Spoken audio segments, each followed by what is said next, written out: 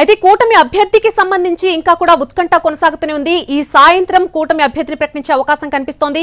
ఇదే విషయానికి సంబంధించి పూర్తి అప్డేట్ మా ప్రతినిధి రవిచంద్ర అందిస్తారు. రవిచంద్ర, నళిని, కూటమి తరపున ఎమ్మెల్సీ అభ్యర్థిగా ఎవరు పోటీ చేస్తారనే దానిపైన డిస్కషన్స్ జరుగుతున్నాయి. విశాఖపట్నంలోని ఎన్టీఆర్ భవన్తో పాటు అటు మంగళగిరిలోని పార్టీ కార్యాలయంతో నిరంతరం చర్చలు జరుగుతున్నాయి.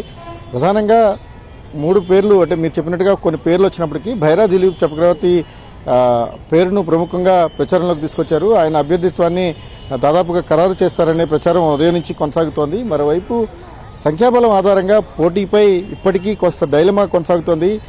కూటమి తరపున పోటీ అనివార్యమైతే భైరా దిలీప్ చక్రవర్తి పేరు బయటకు వచ్చే అవకాశం ఉంది. ఒకవేళ పోటీ చేస్తారా లేదనే దాని మీద కూడా కొంత సంశయం అయితే ఉంది. సీనియర్లలో భిన్నమైన అభిప్రాయాలు ఉన్న నేపథ్యంలో పార్టీ నిర్ణయం తీసుకోవాల్సిన అవసరం ఉంటుంది. ఒకవేళ పోటీ కానీ ఖాయమైతే భైరా దిలీప్ చక్రవర్తికే అవకాశాలు కనిపిస్తున్నాయి.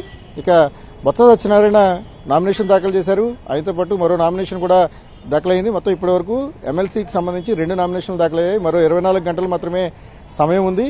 బొత్స సత్యనారాయణ చాలా కీలకమైన వ్యాఖ్యలు చేశారు.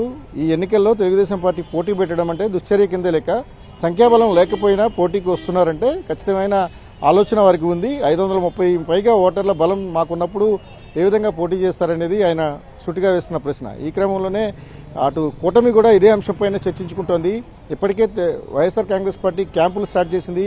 పార్టీకి సంబంధించిన ఎవరైతే కాస్త డోలాయమానంలో ఉంటారని భావించారో, డోలాయమానంలో ఉంటారని భావించిన వారందరినీ ఇప్పటికే ఇతర ప్రాంతాలకు తరలించారు. మరికొంతమంది ఇవాళ రేపట్లో క్యాంపులకు వెళ్ళిపోతున్నారు. ఓవరాల్గా తమ క్యాడర్ను కానీ లేదా తమ ఓటర్లను కాపాడుకునే ప్రయత్నాన్ని వైఎస్ఆర్ కాంగ్రెస్ పార్టీ చాలా బలంగా చేస్తోంది. ఈ నేపథ్యంలోనే కూటమి ఎటువంటి నిర్ణయం తీసుకుంటుంది అనేది మాత్రం ప్రస్తుతం ఆసక్తిగా మారింది. ఈ రోజు సాయంత్రానికి ఒక క్లారిటీ వచ్చే అవకాశం కనిపిస్తోందండి.